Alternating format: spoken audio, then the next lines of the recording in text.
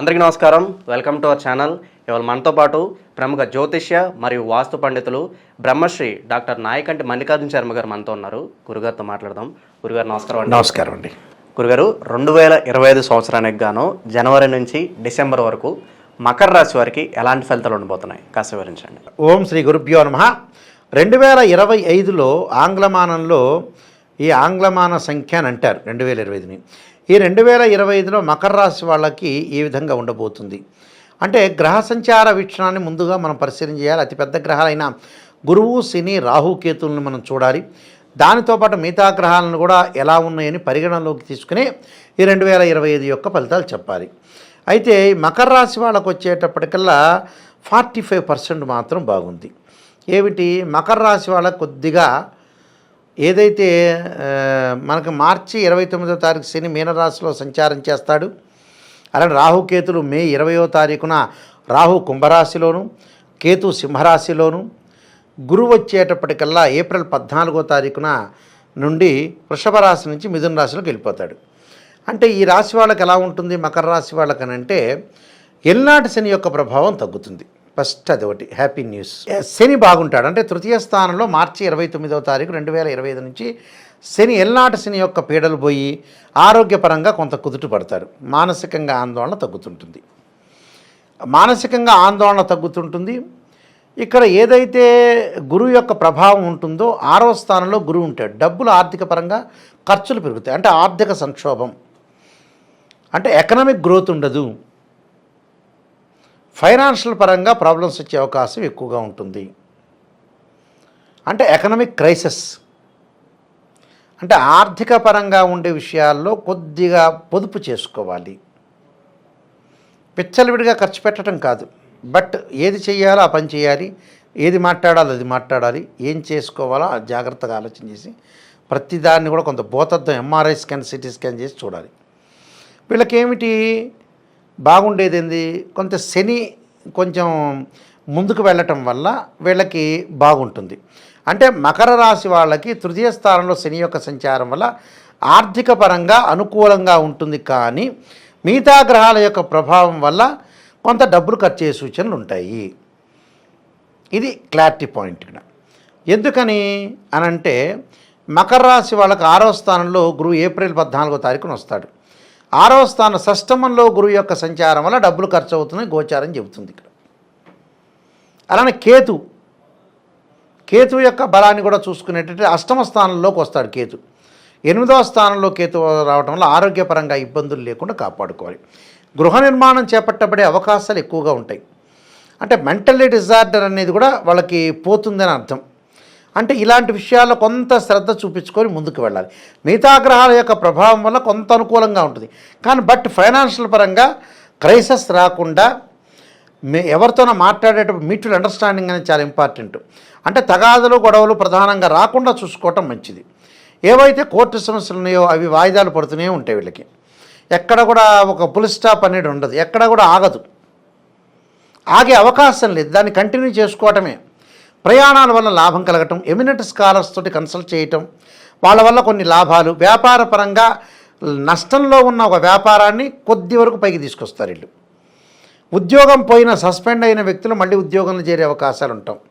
విదేశాల్లో ఖాళీగా ఉన్న వ్యక్తులు ఏదో ఒక చిన్న వ్యాపారం, చిన్న ఉద్యోగం వచ్చే ఛాన్స్ అయితే ఉంటుంది. వివాహం కాని స్త్రీ పురుషులకైతే వివాహాలు జరిగే అవకాశాలు ఎక్కువగా ఉంటాయి.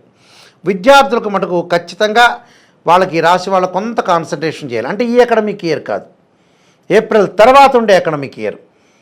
అంటే ఈ 2000 ఏదైతే మనకి 2025లో గ్రహాలు మారుతున్నాయి అనుకున్నాం, 2025 ఏప్రిల్ 14 వరకు బాగుంటుంది. ఆ నెక్స్ట్ అకాడమిక్ ఇయర్లో కొంత చదువు పట్ల శ్రద్ధ పెట్టాలి. అంటే వేరే వ్యాపకాలను కొంచెం తగ్గించుకోవాలి.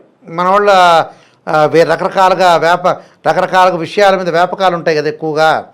అంటే పాత రోజుల్లోనే క్రికెట్, చెస్, క్యారమ్స్ ఉండేది. ఇప్పుడంతా వీడియో గేమ్స్, సెల్లులు ఎక్కువగా యూజ్ చేస్తున్నాగా. ప్రతి వాళ్ళ చేతులు ఎక్కువ సెల్లు ఉంటాయి. అవన్నీ కూడా కొంత తగ్గించుకోవాలి.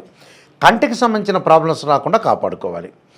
పైత్య సంబంధమైన వ్యాధులు వీళ్ళకి, స్త్రీలకి గైనకి సంబంధించిన ఇష్యూస్ రాకుండా చూసుకోవాలి. అంటే త్వరగా రియాక్ట్ కావాలి వీళ్ళు. ఎవరితో అయినా సరే, అన్నదమ్ములతో కానీ, అలా పేరెంట్స్ అంటే తల్లి తరపున సంబంధ వ్యక్తులతో కానీ, తండ్రి సంబంధమైన వ్యక్తులతో కానీ వీళ్ళు డిస్ప్యూట్స్ పడకూడదు. అంటే మ్యూచువల్ అండర్స్టాండింగ్లో ఉండాలి, ఒక ర్యాపో అనేది ఒకటి ఉండాలి. అలాంటి విషయాల్లో కొద్దిగా వీళ్ళు శ్రద్ధ పెట్టాలి. అంటే కొన్ని ప్రత్యేకమైన విషయాల్లో కూడా మనం కూడా ఆలోచన చేసి ముందుకు వెళ్ళాలి.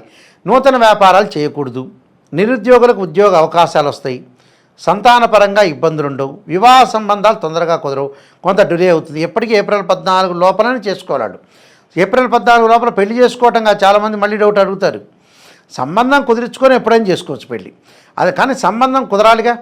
ఆ కుదిరేదాన్ని కొంత ఆలోచన చేయాలి. వాహనాలు కొనుగోలు చేయటం, విలువైన ఆభరణాలు, గృహ ఉపకరణాలు, ఫర్నిచర్ కొనుగోలు చేసే అవకాశాలు ఉంటాయి. దానివల్ల కూడా కొంత ఖర్చు అవుతూ ఉంటుంది. అయితే వీళ్ళకి వచ్చేటప్పటికల్లా ఏంటంటే గౌరవం బాగా పెరుగుతుంటుంది. అంటే సన్మానము, పేరు ప్రఖ్యాతలు ఇలాంటివన్నీ కూడా పెరిగి ఇల్లు నిర్మాణం చేపట్టాలని ఒక ఆలోచన పిక్చర్కి వచ్చేస్తారు. దాన్ని ఏదో కన్స్ట్రక్షన్ చేసే అవకాశాలు బాగా ఎక్కువగా ఉంటాయి. కాబట్టి ఇలాంటి విషయాల్లో కొద్దిగా వాళ్ళు శ్రద్ధ పెట్టి, కానీ ఒకటి గతం కంటే ఇప్పుడు మెరుగైన ఫలితాలు వస్తాయి. శని యొక్క దోషం పోయింది వాళ్ళకి.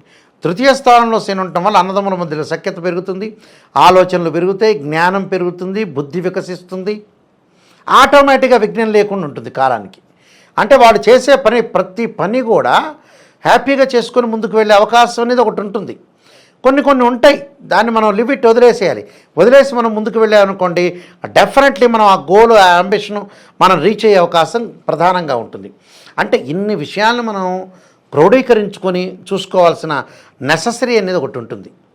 అంటే ఇలాంటి విషయాల్లో కొన్ని పరిహారాలు చేసుకోవటం కానీ, బట్ మిగతా గ్రహాల యొక్క స్థితిగతులను కూడా చూసుకునేటట్టయితే కొన్ని విషయాలు బాగుంటాయి. స్త్రీలకు వచ్చే గైనకు సంబంధించిన ప్రాబ్లమ్స్, ఆలోచన సరళి, మాట్లాడే విధానం కానీ మితభాషగా ఉండాలి, మధ్యవర్తిత్వం అనేది పనికిరాదు, అనవసరమైన విషయాలు, సరైన సమయంలో సరైన నిర్ణయాలు తీసుకోలేకపోవటం, ఎవడో చెప్పాడని వాళ్ళ మాట వింటాం, ఎవడో చెప్పాడనే మాట కూడా వినాలి, అందరివి నిర్ణయం తీసుకోవాలి, మనం ఆలోచన చేయాలి, మన జడ్జిమెంట్ మంది, ఆ జడ్జిమెంట్ లోపాలేందని జ్ఞానం సంపాదించుకోవాలి.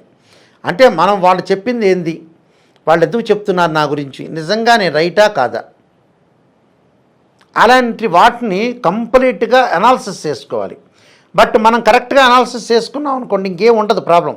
ప్రధానంగా ఖచ్చితంగా నిర్ణయం తీసుకునేటప్పుడు జాగ్రత్తగా ఆలోచన చేసి మనం ముందుకు వెళ్ళామనుకోండి, చాలా మంచి జరిగే అవకాశం, మనం పరిహారాలు చేసుకుని ముందుకెళ్ళటం మంచిది. గురుగారు, మకర రాశి వారు మంచి శుభ ఫలితాల కోసం వీళ్ళు ఎటువంటి పరిహారాలు చేసుకుంటే బాగుంటుందంటారు? ఆరోగ్యపరంగా శరీరే జర్జరీభూతే వ్యాధిగ్రస్తే కలేబ్రే ఔషధం జాహ్నవీతోయం వైద్యో నారాయణ అనే మంత్రాన్ని, అలానే అంగారకుడు యొక్క ఆరాధన, అంగారక యుద్ధే శక్తి హస్తాయిది మే తన్నో భౌమ ప్రచోదయాత్ అనే మంత్రాన్ని, సంకష్టార చతుర్థి వ్రతాన్ని చేయటం ఒకటి, దానితో పాటు ప్రతి నెలలో వస్తుంది కదా, ఏదో ఒక నెల చేస్తే సరిపోతుంది.